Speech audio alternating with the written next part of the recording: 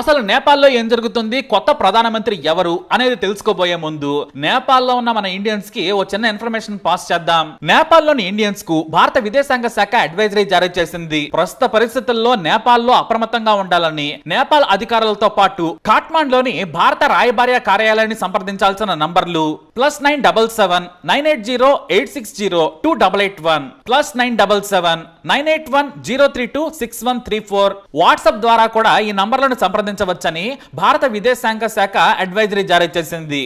ఇకపోతే నేపాల్లో generation Z నిరసనలు ఆ దేశ రాజకీయాలను కుదిపేశాయి. సోషల్ మీడియాపై ప్రభుత్వ ఆంక్షలను విధించడాన్ని వ్యతిరేకిస్తూ నేపాల్ రాజధాని కాఠ్మండ్లో జనరేషన్ జెడ్ యువత రోడ్డుకెక్కింది, ఆందోళన చేపట్టింది. వీరి ఆందోళనలతో ప్రధాని కేపీ శర్మ ఒలి రాజీనామా చేశారు. అయితే మరి తదుపరి ప్రధాని ఎవరు అనేది ప్రశ్నార్థకంగా మారింది. ఆ దేశంలో సైనిక పాలక అమల్లోకి వచ్చే అవకాశం ఉందంటూ పలు అంతర్జాతీయ కథనాలు కూడా వెలుగులోకి వచ్చాయి. అయితే నేపాల్ జన్జెడ్ పేరుతో చేపడుతున్న ఈ నిరసనల్లో యువత పెద్ద ఎత్తున పాల్గొంటుంది. నిరసనకారులు బాలన్ షా పేరుతో నినాదాలు చేస్తున్నారు. అసలు జన్జెడ్ అంటే 1990 నుంచి 2010 మధ్య జన్మించిన వారిని ఇంగ్లీష్ లో జనరేషన్ జెడ్ లేదా జన్జెడ్ గా పిలుస్తారు. ఈ బాలన్ షా అనే వ్యక్తి ఈ ఉద్యమం వెనుకున్నట్లుగా భావిస్తున్నారు. అలాగే తదుపరి నూతన ప్రధాని ఈ బాలన్ షా అనే పేరు కూడా ప్రముఖంగా వినిపిస్తుంది. సోషల్ మీడియాపై బ్యాన్, అవినీతిపై ఆందోళన చేస్తున్న యువత ఈ బాలన్ షాకు మద్దతు పలుకుతున్నారు.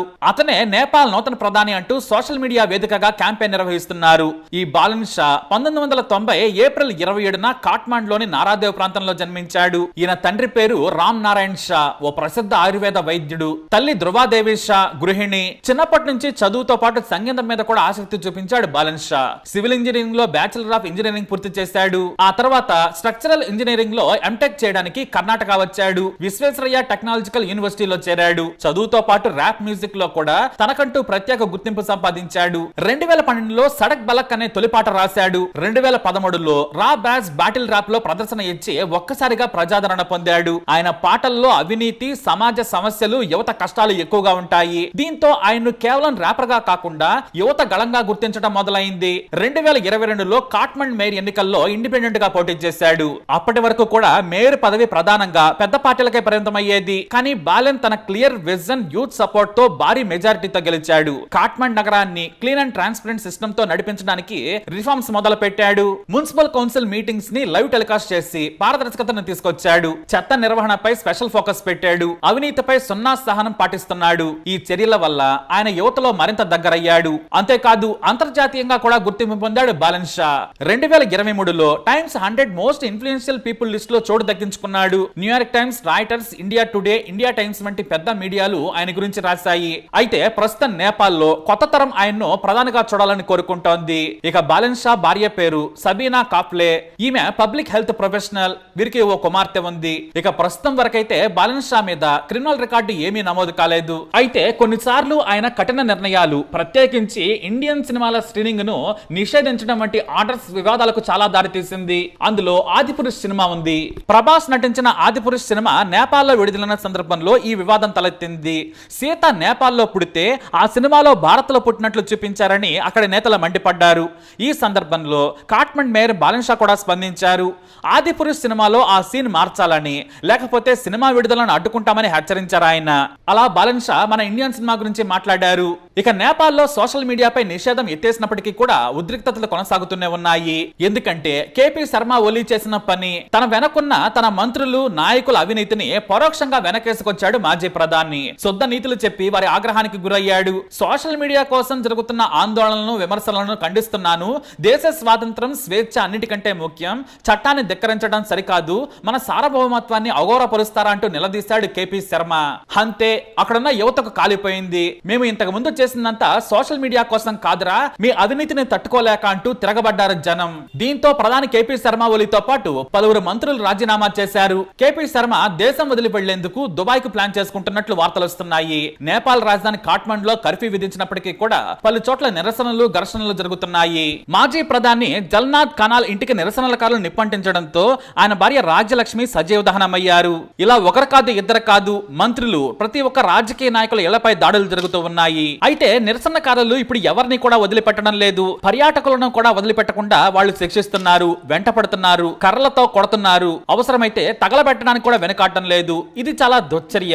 అలాగే ఈ కాట్మండ్ లో మంగళగిరికి చెందిన 8 మంది పౌరులు ఇరుక్కుపోయారు. వారు పశుపతి ఫ్రంట్ హోటల్లో తలదాచుకున్నారు. తమ పరిస్థితిని మంత్రి నారా లోకేష్ తో ఫోన్ కాల్ ద్వారా పంచుకున్నారు. ప్రస్తుతానికైతే 40 మంది తెలుగు వారితో వారు సురక్షితంగానే ఉన్నారు. వీరి యోగక్షేమాలు మంత్రి నారా లోకేష్ స్వయంగా పర్యవేక్షిస్తున్నారు. చిక్కుకున్న వారి వివరాలను జిల్లా వారీగా సేకరించమని సూచించారు. ప్రతి 2 గంటలకోసారి నివేదిక అందించాలని కోరారు. అలాగే బాధితుల బంధువులు ఢిల్లీలోని ఏపీ భవన్ ను 9818395787 నంబర్లో సంప్రదించవచ్చు. ఇక కాట్మండ్ విమానాశ్రయం మూసేసినప్పటికీ కూడా తిరిగి ప్రారంభమైన వెంటనే ప్రత్యేక విమానాలను ఏర్పాటు చేస్తామని అధికారులు ప్రకటించారు. ఇక ఉద్యమకారుల డిమాండ్లు ఏంటంటే వెంటనే ప్రస్తుత ప్రభుత్వాన్ని రద్దు చేయాలి, పౌరులు, మేధావులు, యువకుల అభిప్రాయాల మేరకు రాజ్యాంగాన్ని మార్చాలి, మధ్యంతర ప్రభుత్వం పూర్తయిన వెంటనే స్వతంత్రంగా ఎన్నికలు నిర్వహించాలి, ప్రత్యక్షంగా ఎన్నుకున్న నాయకత్వంతో ప్రభుత్వం ఏర్పాటు చేయాలి, గత 30 ఏళ్లుగా దోచుకున్న ఆస్తులను ప్రభుత్వం స్వాధీనం చేసుకోవాలి, నిష్పక్షపాతంగా అవినీతిపై దర్యాప్తు జరిపి ఆస్తులను జప్తు చేయాలి, విద్య, ఆరోగ్యం, న్యాయం, రక్షణ, కమ్యూనికేషన్ అనే 5 ప్రాథమిక రంగాలలో సంస్కరణలు తీసుకురావాలి. ఇవి ఉద్యమకారుల డిమాండ్లు. మరి ఈ డిమాండ్లు నెరవేరుస్తారా? కొత్త ప్రధానమంత్రి 35 ఏళ్ల బాలన్ షానా లేదా మరొకరా అనేది కొద్ది రోజుల్లోనే తేలిపోనుంది. మరి ఏం జరుగుతుందో చూద్దాం. మరి నేపాల్ అప్డేట్స్ పై ఖచ్చితంగా మా ఈ ఛానల్ ఫాలో అవ్వండి. सबै धर्मलाई मान्ने हुँदै सबै धर्मलाई मान्ने गर्दै हामी जैन पनि मान्छौँ, क्रिस्चियन पनि मान्छौँ, बौद्धिस्ट पनि मान्छौँ, मुस्लिम पनि मान्छौँ।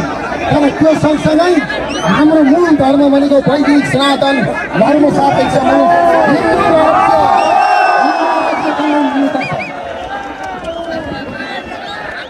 त्यसले गर्दाखेरि म तपाईँको 30 लाख भन्दा बढी चाहिँ निर्णय हुनुपर्छ।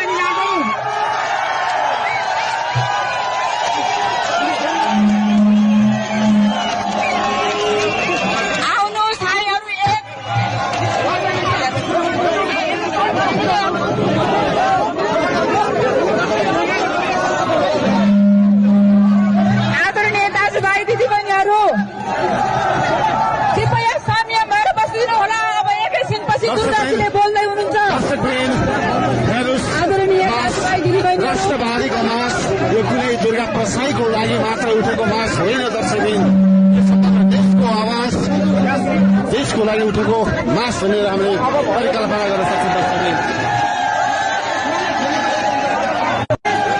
आज मङ्सिर 7 गते 2062 साल आजको दिन देशघाती 12 बुँदे सम्झौता गरेको दिन र 12 बुँदे सम्झौताको विरोधमा आज हामी सडकमा उत्रेका छौँ। हामीले 12 विरोध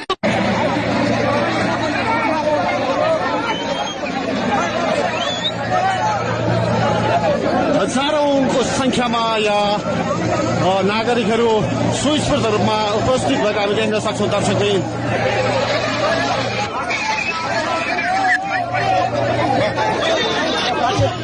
भोलिन्टियर साथीहरू कृपया तानाबा बस्दिनुहोस् न।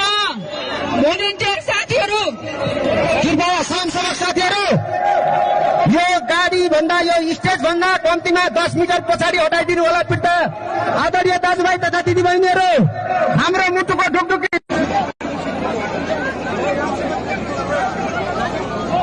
मास हेर्नुहोस् दर्शकबिन, मास